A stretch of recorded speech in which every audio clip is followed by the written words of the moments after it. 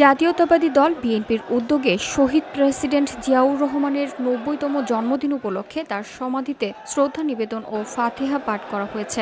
সোমবার দুপুরে রাজধানীর শেরেবাংলা নগর থানাধীন জিয়া উদ্যানে এই কর্মসূচি অনুষ্ঠিত হয়।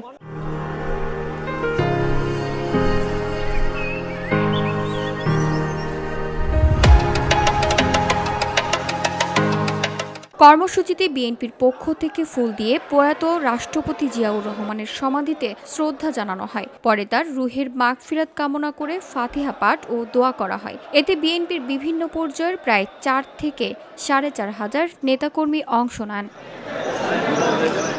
অনুষ্ঠানে প্রধান অতিথি হিসেবে উপস্থিত ছিলেন বিএনপির মহাসচিব মির্জা ফখরুল ইসলাম আলমগীর।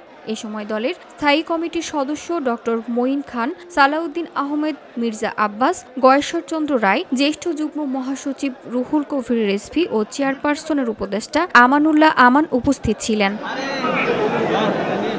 এছাড়া বিএনপির যুগ্ম মহাসচিব হাবিবুন নবী খান সোহেল, ঢাকা ১২ আসনের স্বতন্ত্র প্রার্থী সাইফুল আলম নীরব, ঢাকা মহানগর উত্তর স্বেচ্ছাসেবক দলের সহসভাপতি ফখরুল ইসলাম রবিন সহ দলের বিভিন্ন অঙ্গ ও সহযোগী সংগঠনের নেতাকর্মীরা কর্মসূচিতে অংশ নেন।